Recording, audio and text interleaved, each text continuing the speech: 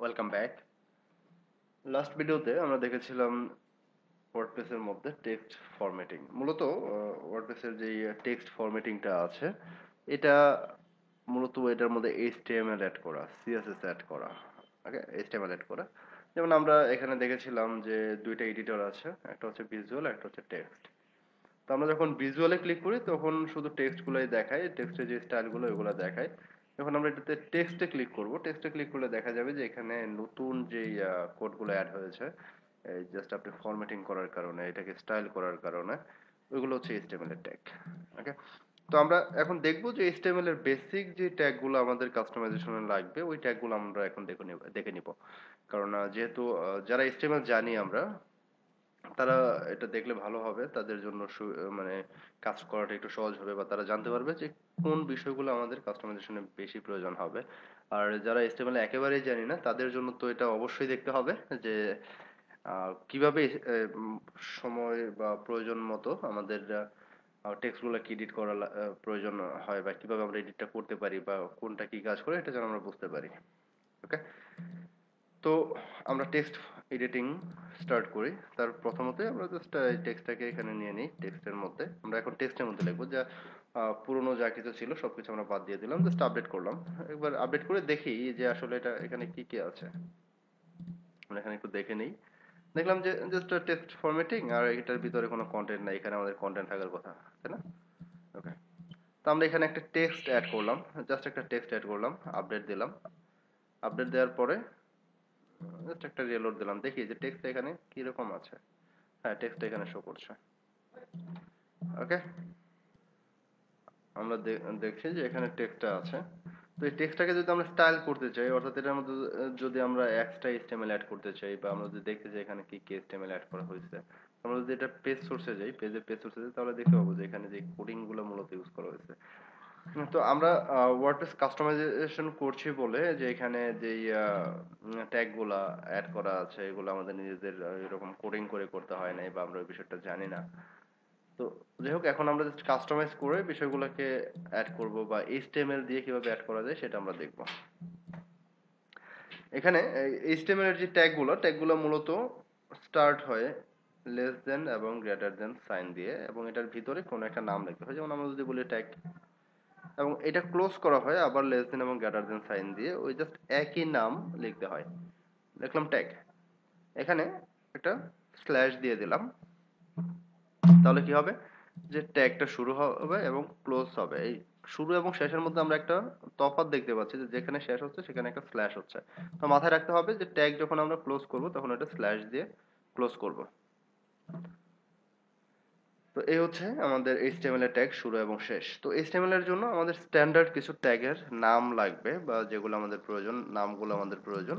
তো আমরা কিছু নাম দেখি, যেমন একটা হচ্ছে H1। আমরা লাস্ট টাইম যখন টেক্সটটাকে বোল্ড করছিলাম তখন দেখছিলাম যে ওইখানে হেডিং 1, হেডিং 2, ওই হেডিং 1 2 যে বিষয়গুলো এরকম 6 পর্যন্ত হেডিং, এটা টোটালি আসে হচ্ছে H থেকে, H1 H2 H3 H4 H5 এরকম।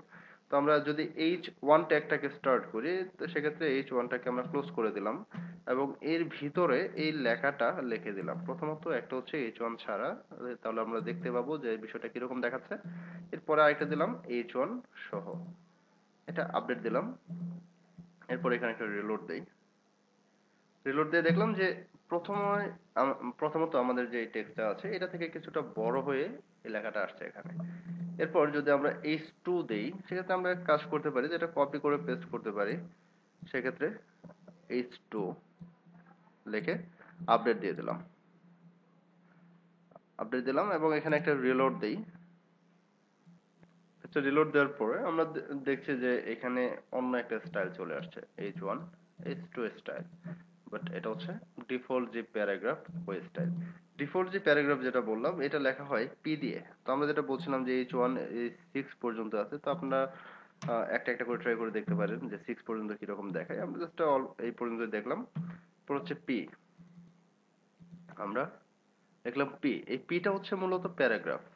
যখন আমরা একটা রিলোড দিব, দেখবো যে ওই পিটা, পি এবং উপরে যে লেখাটা, দুটো একই স্টাইল হয়ে গেছে।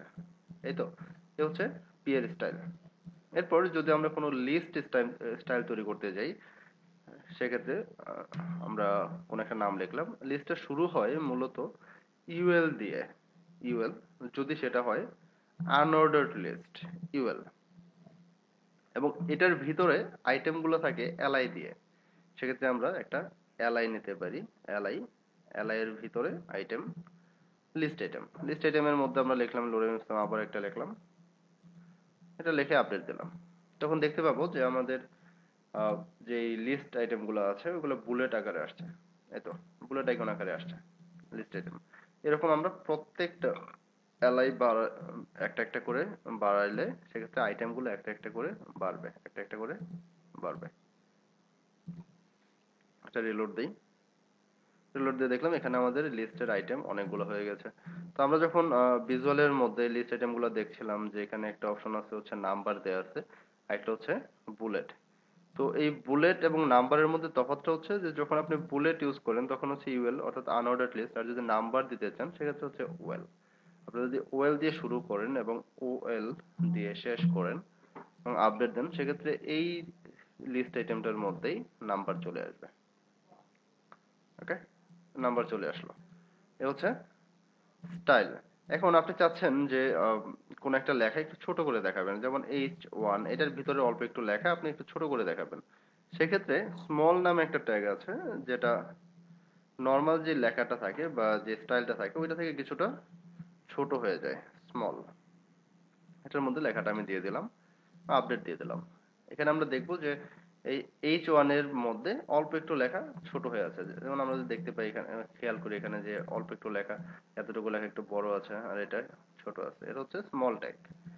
তো HTML এর আমরা কিছু ট্যাগ দেখলাম। যদি আমরা কোনো ইমেজ অ্যাড করতে চাই, দেখা যাবে আমরা আমাদের প্রয়োজন মতো ইমেজ অ্যাড করব, যেটা আমরা একটু আগে করেছি ওয়ার্ডপ্রেস থিম কাস্টমাইজেশনের মাধ্যমে, বা ওইখানে পোস্ট যখন করি অ্যাড মিডিয়ার মাধ্যমে।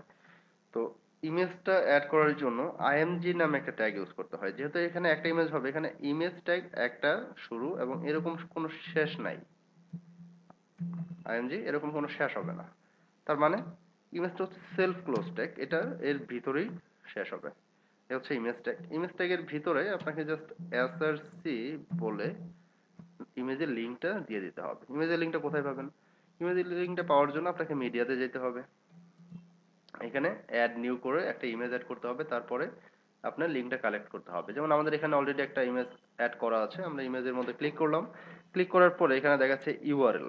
তো এই ইউআরএল এরটাকে আমরা জাস্ট কপি করলাম, কপি করে এসআরসির ভিতরে আমরা দিয়ে দিলাম।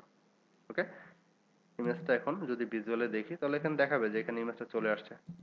আর যদি এটাকে আপডেট দিই, আপডেট দিলে আমাদের যে ওই ফ্রন্ট এন্ড বা আমাদের যেই ডিজাইন ভিউ বা ডিজাইনটা আছে ওইটা ওইখানে আমরা দেখতে পাবো ইমেজটা।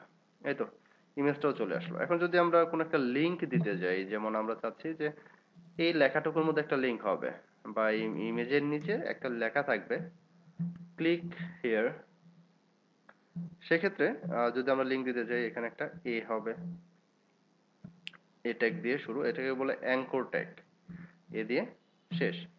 এটার মধ্যে আমরা যদি একটা স্পেস দেই, মানে আমরা একটা স্পেস দিব, এখানে স্পেস দিয়ে href নামে একটা লিংক দিতে হবে, বা href অর্থাৎ হাইপার রেফারেন্স, অর্থাৎ রেফারেন্সটা কোথায় যাবে, আপনি যখন ক্লিক করবেন তখন এটা কোথায় যাবে ওইটা আপনি এখানে বলে দিবেন। আপনি চাচ্ছেন এটা যাবে কোথায়, http facebook.com।